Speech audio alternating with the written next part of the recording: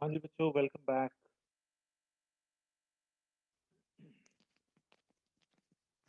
आवाज आ रही है बच्चे मेरी? हाँ जी, हाँ। Okay, let's continue. So what we have done this here, ਅਸੀਂ n number of elements the sum ਕਰਨਾ ਸੀ, ਕਿਉਂਕਿ sum ਕਰਨਾ ਯੂਜ਼ਰ ਤੋਂ ਵੈਲਿਊਜ਼ ਰੀਡ ਕਰਨਾ ਔਰ ਉਹਨਾਂ ਨੂੰ sum ਵਿੱਚ ਐਡ ਕਰਨਾ ਇੱਕ it is a repeated process। ਅਸੀਂ ਉਸ ਨੂੰ for loop ਦੇ ਵਿੱਚ ਲਗਾਤਾ। ਹਾਂਜੀ Amit, what do you want to say? Amit, you want to say something? No sir, ਕਿ हैंड रेज ਕੀਤਾ ਹੋਇਆ ਬੱਚੇ, ਮੈਂ ਤਾਂ ਕਹਿ ਰਿਹਾ ਸੀ। चलो गलती ਨਾਲ होगा। ओके, कोई गल नहीं। Okay। वैसे इट्स गुड, अगर किसी ने कोई डिस्कशन करनी हो, you can raise your hand. Okay, so I was telling you that there are three parts of it. पहला है इनिशियलाइजेशन, दूसरा है कंडीशन चेकिंग, थर्ड है इंक्रीमेंट या डिक्रीमेंट। ओके, ਉਸ ਤੋਂ ਬਾਅਦ ਅਸੀਂ ਕੀ ਕਰਦੇ ਹਾਂ, ਇਸ ਨੂੰ n ਨੰਬਰ ਆਫ ਟਾਈਮਸ ਲਈ ਐਗਜ਼ੀਕਿਊਟ ਕਰਨਾ ਹੈ। 0 ਤੋਂ ਸਟਾਰਟ ਹੋ ਰਿਹਾ ਇਸ ਲਈ ਲੈਸ ਦੈਨ n ਲਿਖਿਆ ਹੈ। ਅਗਰ 1 ਤੋਂ ਸਟਾਰਟ ਹੁੰਦਾ, if you're starting it with 1, you would have written less than equal to n, right? ਇਸ ਨੂੰ ਸਮਝਣ ਦੀ ਜ਼ਰੂਰਤ ਹੈ। ਇਟਸ ਵੈਰੀ ਇੰਪੋਰਟੈਂਟ ਕਿ ਕਿੰਨੀਆਂ ਵਾਰ ਲੂਪ ਚਲੇਗਾ। ਸੋ 0 to n-1 तक चलेगा तो total n number of loops हो गए। n number of times it will ask the user to enter a value। जो value ਉਹ user enter करेगा उसਨੂੰ ਅਸੀਂ sum ਦੇ ਵਿੱਚ add ਕਰ ਦਾਂਗੇ। ਕਿਉਂਕਿ ਇਹ ਤਿੰਨ ਸਟੈਪ, ਸਿਰਫ ਇਹ ਤਿੰਨ ਸਟੈਪ ਬਾਰ-ਬਾਰ ਐਗਜ਼ੀਕਿਊਟ ਕਰਨੇ ਹੈ, ਯੂਜ਼ਰ ਤੋਂ ਵੈਲਿਊ ਲੈਣੀ ਹੈ, ਉਸਨੂੰ ਸਮ ਵਿੱਚ ਐਡ ਕਰਨਾ ਹੈ। ਇਸ ਕਰਕੇ ਅਸੀਂ ਇਹਨਾਂ ਤਿੰਨਾਂ ਨੂੰ ਫॉर ਲੂਪ ਦੇ ਵਿੱਚ ਲਗਾ ਦਾਂਗੇ। ਕਈ ਸਟੂਡੈਂਟਸ ਦੀ ਪ੍ਰੋਬਲਮ ਆਉਂਦੀ ਹੈ, ਵੈਸੇ ਤੁਸੀਂ BCH ਪ੍ਰੋਗਰਾਮਿੰਗ ਕੀਤੀ ਹੋਈ ਹੈ, ਜਿਹੜੇ ਸ਼ੁਰੂ ਕਰਦੇ ਆ ਪ੍ਰੋਗਰਾਮਿੰਗ, ਉਹਨਾਂ ਨੂੰ ਬਹੁਤ ਵਾਰ ਪ੍ਰੋਬਲਮ ਆਉਂਦੀ ਹੈ। ਕਈ ਬੱਚੇ ਸਮ ਨੂੰ ਬਾਹਰ ਲਿਖ ਦਿੰਦੇ ਨੇ, ਇੱਥੇ ਲਿਖ ਦਿੰਦੇ ਨੇ। ਇਸ ਦਾ ਮੀਨਿੰਗ ਕੀ ਹੋ ਜਾਂਦਾ ਹੈ ਕਿ ਇਹ ਦੋ ਸਟੇਟਮੈਂਟਸ ਤਾਂ ਬਾਰ-ਬਾਰ ਐਗਜ਼ੀਕਿਊਟ ਹੋ ਰਹੀਆਂ, ਪਰ ਸਮ ਜਿਹੜੀ ਹੈ ਸਿਰਫ ਇੱਕ ਵਾਰ ਐਗਜ਼ੀਕਿਊਟ ਹੋਏਗੀ ਕਿਉਂਕਿ ਇਹ ਲੂਪ ਤੋਂ ਬਾਹਰ ਚਲੀ ਗਈ। So you need to be very careful about this ਕਿ ਕਿਹੜੀਆਂ ਸਟੇਟਮੈਂਟਸ ਨੂੰ ਲੂਪ ਦੇ ਵਿੱਚ ਰੱਖਣਾ ਹੈ, ਕਿਹੜੀਆਂ ਨੂੰ ਬਾਹਰ ਰੱਖਣਾ ਹੈ। ਇਸ ਦਾ ਰਿਜ਼ਲਟ ਕੀ ਹੋਏਗਾ, ਜੋ ਲਾਸਟ ਵੈਲਿਊ ਤੁਹਾਡੇ ਕੋਲ x ਦੀ ਆਏਗੀ ਉਹ ਸਮ ਵਿੱਚ ਐਡ ਹੋ ਜਾਏਗੀ, ਬਾਕੀ ਕੁਝ ਨਹੀਂ ਐਡ ਹੋਣਾ। Have a look. ਅਸੀਂ ਐਂਟਰ ਕੀਤਾ ਕਿ ਟੋਟਲ 5 ਵੈਲਿਊਜ਼ ਹੈ, ਵੈਲਿਊਜ਼ ਵੀ 1 2 3 4 5 ਹੈ। ਸਮ ਦੇ ਵਿੱਚ ਕੀ ਆਇਆ 5, ਕਿਉਂਕਿ ਸਮ ਦੇ ਵਿੱਚ ਜੋ ਤੁਸੀਂ ਵੈਲਿਊ ਸਟੋਰ ਕਰ ਰਹੇ ਹੋ ਉਹ ਲਾਸਟ ਵੈਲਿਊ ਹੈ x ਦੀ। x ਦੀ ਲਾਸਟ ਵੈਲਿਊ ਸੀਗੀ 5, ਸੋ ਸਮ ਦੇ ਵਿੱਚ 5 ਹੀ ਐਡ ਹੋ ਪਾਇਆ, ਬਾਕੀ ਕੁਝ ਵੀ ਐਡ ਨਹੀਂ ਹੋਇਆ। ਇਸ ਲਈ ਇਸ ਨੂੰ ਲੂਪ ਦੇ ਅੰਦਰ ਹੀ ਰੱਖਣਾ ਹੈ। ਸਮਟਾਈਮਸ ਸਟੂਡੈਂਟਸ ਸੀ ਆਊਟ ਵਾਲੀ ਸਟੇਟਮੈਂਟ ਨੂੰ ਲੂਪ ਦੇ ਵਿੱਚ ਪਾ ਦਿੰਦੇ ਹੈ, ਉਹ ਵੀ ਗਲਤ ਹੈ। ਇਸ ਦੇ ਨਾਲ ਕੀ ਹੋਏਗਾ, have a look once again. ਇਹ ਬਾਰ-ਬਾਰ ਸਮ ਨੂੰ ਪ੍ਰਿੰਟ ਕਰੇਗਾ। we want to get sum of 5 values, 1 2 3 4 5। you can see ਹਰ ਵਾਰ ਉਹ ਸਮ ਨੂੰ ਪ੍ਰਿੰਟ ਕਰ ਰਿਹਾ ਹੈ। ਇਹ ਸਾਡਾ ਪਰਪਸ ਨਹੀਂ ਹੈ। ਸਾਡਾ ਪਰਪਸ ਹੈ ਕਿ ਸਮ ਕੰਪਿਊਟ ਹੋ ਜਾਏ, ਐਂਡ ਵਿੱਚ ਜੋ ਫਾਈਨਲ ਵੈਲਿਊ ਹੈ ਸਮ ਦੀ ਉਹ ਪ੍ਰਿੰਟ ਹੋਏ। Sorry, so we will keep it, will keep this statement out of the for loop. ਇੱਥੇ ਤੱਕ ਸਮਝ ਆ ਗਿਆ ਬੱਚੇ? Do you have any queries? Do you have any questions up to this point? No, sir. Okay, fine। ਹੁਣ ਇੱਕ ਬਹੁਤ important ਚੀਜ਼ ਹੈ, ਉਸ ਨੂੰ ਤੁਸੀਂ ਆਨਸਰ ਕਰਨਾ ਹੈ ਕਿ ਮੈਂ ਇਹ ਛੋਟਾ ਜਿਹਾ ਥੋੜਾ ਜਿਹਾ ਚੇਂਜ ਕਰਕੇ ਹੋਰ ਛੋਟਾ ਕਰ ਲੈਂਦੇ ਹਾਂ ਕੋਡ ਨੂੰ। ਸੀ ਆਊਟ ਆਈ। ਓਕੇ, ਕੋਈ ਸਮ ਨਹੀਂ ਕਰ ਰਹੇ, ਕੋਈ ਕੁਝ ਨਹੀਂ ਕਰ ਰਹੇ, we are just printing the value of I, ਹੋਰ ਕੁਝ ਨਹੀਂ ਕਰ ਰਹੇ। ਫਾਈਨ, ਮੈਂ ਇਸ ਨੂੰ ਐਗਜ਼ੀਕਿਊਟ ਕਰਦਾ। Let us right 10। ਸੋ ਉਹ 0 ਤੋਂ ਲੈ ਕੇ 9 ਤੱਕ ਦੀਆਂ ਵੈਲਿਊਜ਼ ਆਈ ਦੀਆਂ ਪ੍ਰਿੰਟ ਕਰ ਦੇਗਾ। ਇਸ ਥੋੜਾ ਜਿਹਾ ਸਪੇਸ ਵੀ ਦੇ ਦਿੰਦੇ ਆ ਤਾਂ ਕਿ ਹੋਰ ਕਲੀਅਰ ਹੋ ਜਾਏ ਤੁਹਾਨੂੰ। ਇਸ ਨੂੰ ਧਿਆਨ ਨਾਲ ਦੇਖਣਾ, ਇਸ ਦਾ ਰਿਜ਼ਲਟ ਕੀ ਆ ਰਿਹਾ ਹੈ। 10, so it will print 0 to 9 values. ਅਗਰ ਮੈਂ ਕੋਈ ਹੋਰ ਵੈਲਿਊ ਇੱਥੇ ਐਂਟਰ ਕਰਦਾ, ਫॉर ਐਗਜ਼ਾਮਪਲ 100, ਤਾਂ ਉਹ 0 to 99 ਤੱਕ ਦੀਆਂ ਵੈਲਿਊਜ਼ ਨੂੰ ਪ੍ਰਿੰਟ ਕਰ ਦੇਗਾ। ਓਕੇ, ਹੁਣ ਮੈਂ ਇਸ ਨੂੰ n ਨੂੰ ਵੀ ਫਿਕਸ ਕਰਤਾ। Let's say it is 10 only. Okay, ਹੁਣ ਮੈਂ ਇੱਕ ਕੁਐਸਚਨ ਪੁੱਛੂੰਗਾ, ਕੁਐਸਚਨ ਨੂੰ ਬਹੁਤ ਅੱਛੀ ਤਰ੍ਹਾਂ ਸਮਝਣਾ ਹੈ, ਫਿਰ ਆਨਸਰ ਕਰਨਾ ਹੈ, ਕਾਲੀ ਨਹੀਂ ਕਰਨੀ।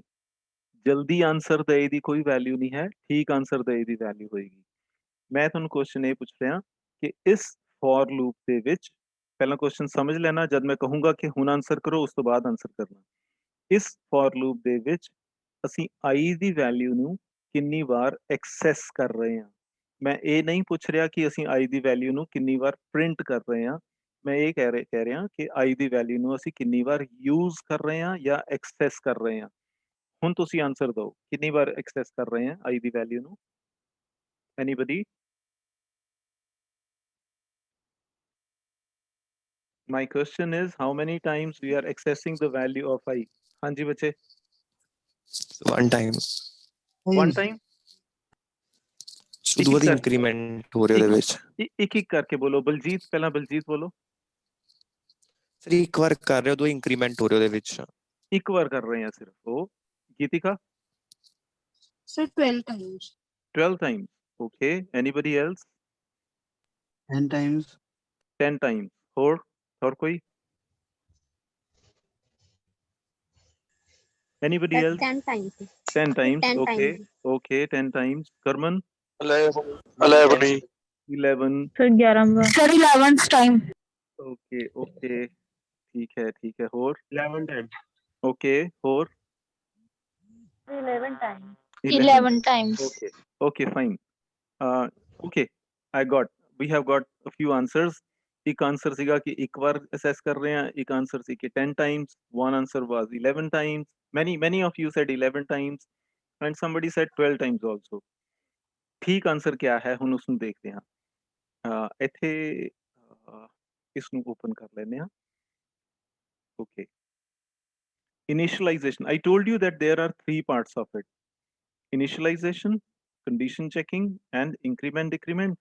ਇਸ ਦੇ ਵਿੱਚ ਅਸੀਂ ਇਸ ਨੂੰ ਪ੍ਰਿੰਟ ਵੀ ਕਰ ਰਹੇ ਹਾਂ। So there are 4 parts, right? But ਇੱਕ ਇਹ ਜੋ ਸਟੇਟਮੈਂਟ ਹੈ ਜੋ for loop ਦੇ ਅੰਦਰ ਲਿਖੀ ਜਾਂਦੀ ਹੈ, that is called body of the loop. ਕਿ ਉਸ ਸਟੇਟਮੈਂਟ ਦੇ ਵਿੱਚ, ਉਸ ਲੂਪ ਦੇ ਵਿੱਚ ਅਸੀਂ ਕਰ ਕੀ ਰਹੇ ਹਾਂ, that is defined by body of the loop. Initialization ਜਿਹੜੀ ਹੈ that will be done only once. ਸਿਰਫ ਇੱਕ ਵਾਰ ਹੋਏਗੀ, ਠੀਕ ਹੈ? ਜਿਵੇਂ ਇੱਥੇ ਇਸ ਕੇਸ ਦੇ ਵਿੱਚ i is equal to 0 ਇੱਕ ਵਾਰ ਹੋਏਗਾ। ਸੋ ਆਪਾਂ ਇਸ ਨੂੰ ਲਿਖ ਲੈਂਦੇ ਹਾਂ ਇੱਕ ਵਾਰ।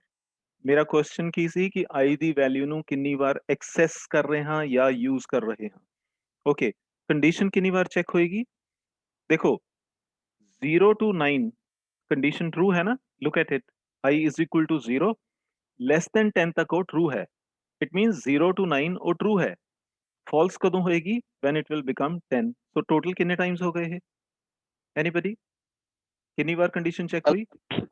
11 times. Because 10 times condition is true, 11th time of false होएगी. Okay. Increment कितनी बार होएगा? Anybody? How many times will it be incremented? 10 times. देखो मैं दिखाना दूँ। 10 times. 10 times. 0 तो एक होएगा, फिर 2 होएगा, and so on up to 10. So 10 times it will be incremented. Print कितनी बार होएगा बच्चे? 10 times. 0 to 9. 10 times. Fine. Total कितने हो गए देखियो जरा। What's the total of these? 32. 32. So value of I will be accessed 32 times. समझ आ गया साਰਿਆਂ ਨੂੰ? ਕਿਸੇ ਨੂੰ ਨਹੀਂ ਆਇਆ ਤਾਂ let me know. किसी ਨੂੰ अगर समझ नहीं आया ਤਾਂ ਦੱਸੋ। Okay, I assume. हाँ, देखो लूप ਦੇ 3 ਪਾਰਟ ਹੁੰਦੇ ਆ ਜਦੋਂ for loop ਲਿਖਦੇ ਆ, initialisation, condition checking and increment ਜਾਂ ਡਿਕਰੀਮੈਂਟ। ਫਿਰ ਉਸ ਦੀ ਬੋਡੀ ਵੀ ਹੈ। ਹੁਣ ਇਹ ਛੋਟੀ ਜਿਹੀ ਲੂਪਸ ਦੇ ਵਿੱਚ ਕੀ ਹੋਇਆ, for loop ਤੋਂ ਇਲਾਵਾ ਉਸ ਦੀ ਬੋਡੀ ਦੇ ਵਿੱਚ ਅਸੀਂ i ਨੂੰ ਇੱਕ ਵਾਰ ਪ੍ਰਿੰਟ ਕਰਵਾ ਰਹੇ ਹਾਂ। So initialization will happen only once. It means ਇਹ ਜਿਹੜਾ ਪਾਰਟ ਹੈ, this part, it will be executed only once. i ਦੀ ਵੈਲਿਊ ਇੱਕ ਵਾਰ ਯੂਜ਼ ਹੋ ਗਈ, ਐਕਸੈਸ ਹੋ ਗਿਆ i, ਉਸ ਤੋਂ ਬਾਅਦ 11 ਵਾਰ ਕੰਡੀਸ਼ਨ ਚੈੱਕ ਹੋਏਗੀ, right? 10 times condition is true, see out i ਇਹ ਪ੍ਰਿੰਟ ਹੋਏਗਾ। 11th time condition is false, तो loop तो बाहर आ जाएगा। क्लियर? उस बाद 10 times increment होना है उसने। थर्ड स्टेटमेंट ये है ना, third part of the loop increment हो रहा है, 10 times वो इंक्रीमेंट होएगा। उस तो बाद प्रिंट कर रहे हैं, within the body of the loop we are printing the value of i, 10 times the value will be printed. So ਮੇਰਾ ਕੁਐਸਚਨ ਇਹ ਨਹੀਂ ਸੀ ਕਿੰਨੀ ਵਾਰ ਪ੍ਰਿੰਟ ਹੋਏਗਾ ਜਾਂ ਕਿੰਨੀ ਵਾਰ ਉਸਦੀ ਕੰਡੀਸ਼ਨ ਚੈੱਕ ਹੋਏਗੀ। ਮਾਈ question was how many times value of I will be accessed, right? So it is 32 times. 1 time initialization, 11 times condition checking, 10 times increment and 10 times print. Total is 32. Okay, अगर मैं इसਨੂੰ 100 करदा हूं फिर कितना होएगा बच्चे? हुन आंसर प्लीज सोच के देना, सोच समझ के देना। फिर आंसर क्या बनेगा? 10 ਦੀ जगह 100 कर दिया इसਨੂੰ।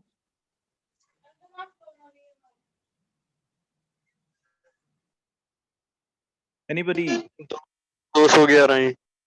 211 211 क्यों होएगा बच्चे? मैं क्या सी जल्दबाजी नहीं करनी, सोचो आराम नाल सोच के फिर आंसर सर 299 299 नो। इनिशियलाइजेशन एक बार ही होएगी, कंडीशन 100 है ना, एक बार ज्यादा होएगी। 702 जी। Absolutely 302 right, sir. 302 हो गया। बिल्कुल ठीक, बिल्कुल ठीक, बिल्कुल ठीक। 300 हाँ, एक बार इनिशियलाइजेशन होएगी, 101 times condition will be check, 100 times increment होएगा, 100 टाइम्स प्रिंट होएगा, total will be 302।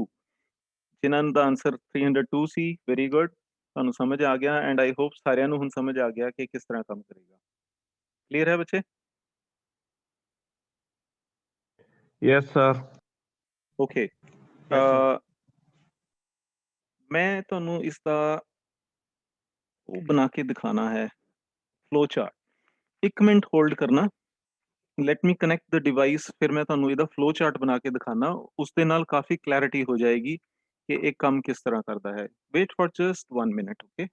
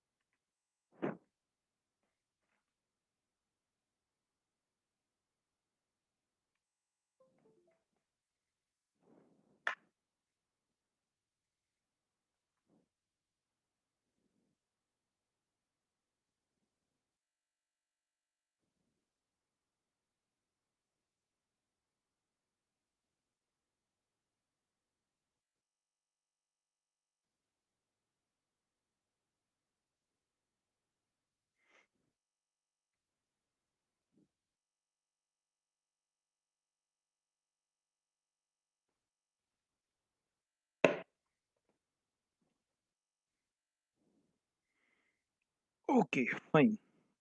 Let's check it here now.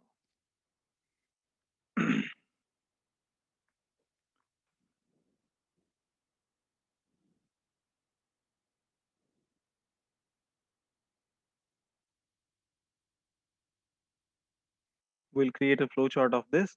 Start या इसमें छोड़ भी देने तो हमें कोई गल नहीं।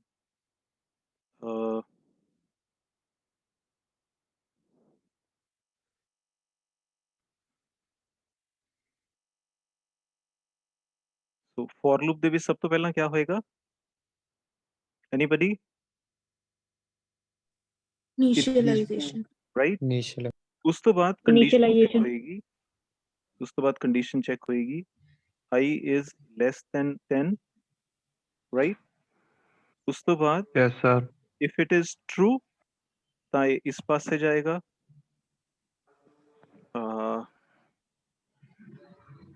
ਇੱਥੇ ਅਸੀਂ ਪ੍ਰਿੰਟ ਕਰ ਦਾਂਗੇ print I, right? ਉਸ ਤੋਂ ਬਾਅਦ ਉਹ ਕੰਟੀਨਿਊ ਕਰੇਗਾ, ਅਗਰ ਉਹ false है ਤਾਂ ਉਹ ਬਾਹਰ ਚਲਾ ਜਾਏਗਾ, ਪਰ ਪ੍ਰਿੰਟ ਕਰਨ ਤੋਂ ਬਾਅਦ ਇਹ I ਨੂੰ ਇੰਕਰੀਮੈਂਟ ਕਰੇਗਾ। ਬੱਚੇ ਸਾਰਿਆਂ ਨੂੰ ਵਿਜ਼ੀਬਲ ਹੈ ਇਹ ਜੋ ਮੈਂ ਲਿਖ ਰਿਹਾ? Yes sir. yes sir yes sir.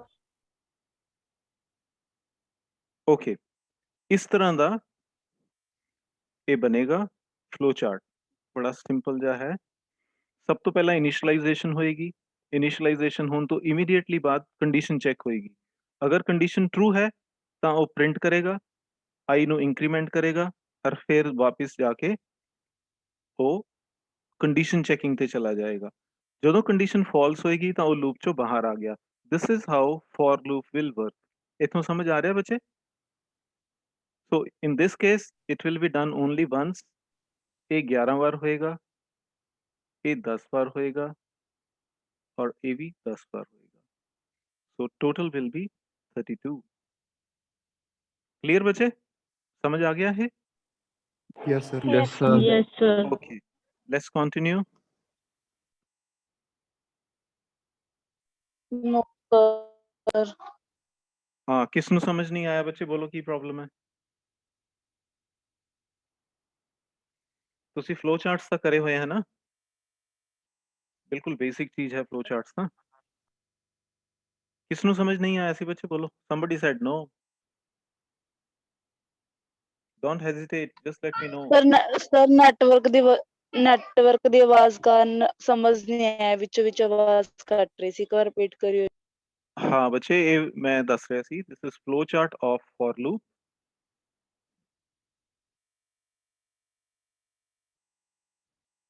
for loop the flow chart ਹੈ ਇਹ. ਇਸ ਦੇ ਵਿੱਚ ਕੀ ਹੋਏਗਾ? ਸਭ ਤੋਂ ਪਹਿਲਾਂ ਕੰਡੀਸ਼ਨ ਚੈੱਕ ਹੋਏਗੀ. ਓਕੇ, ਸੌਰੀ, ਸਭ ਤੋਂ ਪਹਿਲਾਂ ਇਨੀਸ਼ੀਅਲਾਈਜੇਸ਼ਨ ਹੋਏਗੀ. ਇਹ ਦੇਖੋ ਇਨੀਸ਼ੀਅਲਾਈਜੇਸ਼ਨ ਹੋ ਰਹੀ ਹੈ ਇੱਥੇ. ਉਸ ਤੋਂ ਬਾਅਦ ਕੰਡੀਸ਼ਨ ਚੈੱਕ ਹੋਏਗੀ. Let me write it here. This is initialization. Here we are checking the condition. ਇੱਥੇ ਅਸੀਂ body of the loop ਚਲੇ ਗਏ. ਇਹ ਵਾਲਾ ਜੋ part ਹੈ, this is increment.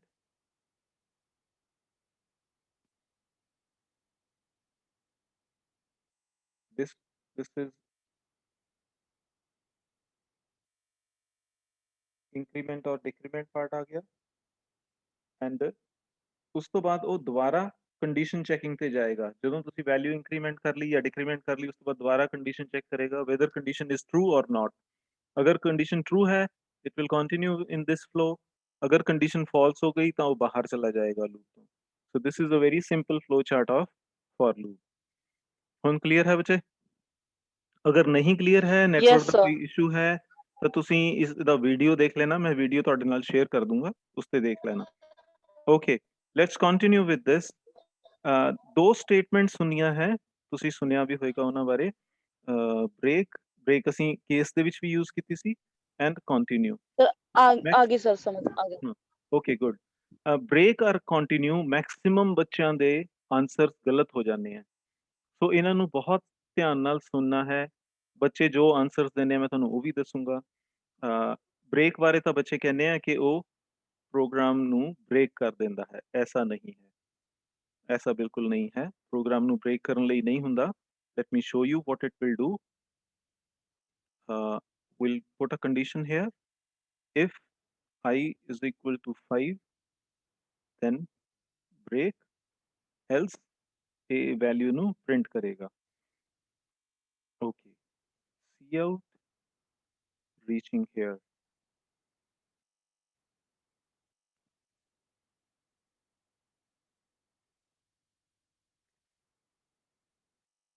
Okay, fine. ਹੁਣ ਦੇਖੋ क्या ਹੋਏਗਾ, ਇਸ ਦਾ ਮੀਨਿੰਗ क्या ਹੋਏਗਾ. ਪਹਿਲਾਂ ਇਸ ਦੀ ਐਗਜ਼ੀਕਿਊਸ਼ਨ ਦੇਖ ਲੈਂਦੇ ਹਾਂ ਕਿਸ ਤਰ੍ਹਾਂ ਹੋ ਰਹੀ ਹੈ. Let's see how it's being executed first.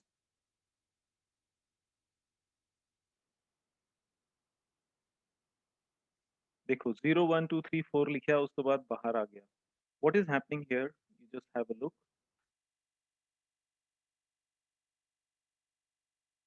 Have a look here.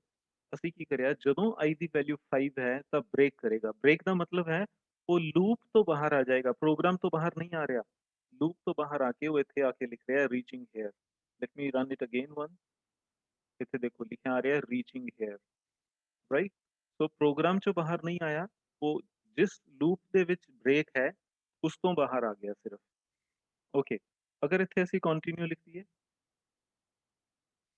Continue ਦਾ ਮਤਲਬ ਹੈ ਇਸ ਤੋਂ ਬਾਅਦ ਜਿਹੜੀਆਂ ਵੀ ਸਟੇਟਮੈਂਟਸ ਹੈ ਉਹ ਐਗਜ਼ੀਕਿਊਟ ਨਹੀਂ ਹੋਣਗੀਆਂ. ਇੱਕ ਵਾਰ ਉਹ ਵਾਪਿਸ ਚਲਾ ਜਾਏਗਾ, ਵਾਪਿਸ ਉਹ ਫਲੋ ਦੇ ਵਿੱਚ, ਲੂਪ ਦੇ ਵਿੱਚ ਹੀ ਰਹੇਗਾ. ਸਿਰਫ ਇੱਕ ਵਾਰ ਸਟੇਟਮੈਂਟਸ ਨੂੰ, ਇਸ ਤੋਂ ਬਾਅਦ ਜਿਹੜੀਆਂ ਸਟੇਟਮੈਂਟਸ ਆ ਉਹਨਾਂ ਨੂੰ ਮਿਸ ਕਰ ਦੇਗਾ. Let's have a look once again. ਹੁਣ ਤੁਸੀਂ ਦੇਖੋ ਉਸਨੇ 0 1 2 3 4 ਲਿਖਿਆ, 5 ਨੂੰ ਸਕਿਪ ਕਰਤਾ, 6 7 8 9 ਦੁਬਾਰਾ ਲਿਖ ਦਿਆ.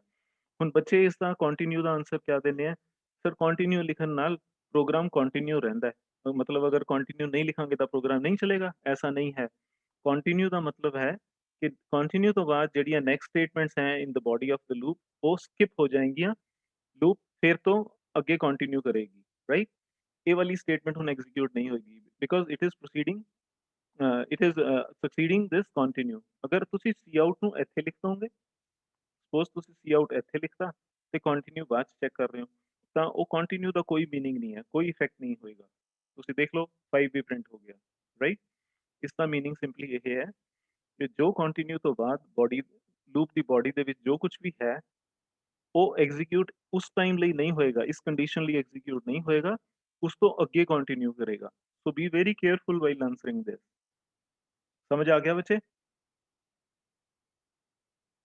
बेटा is it clear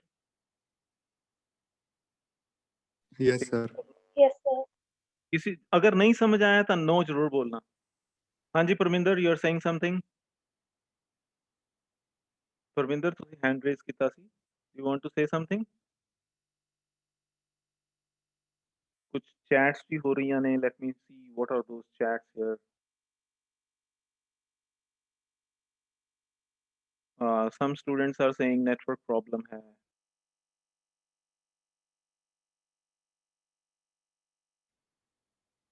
that's right okay ਤੁਹਾਡਾ ਅਗਲਾ ਲੈਕਚਰ ਵੀ ਹੈ ਇਸ ਤੋਂ ਬਾਅਦ ਕਿਸ ਦਾ ਹੈ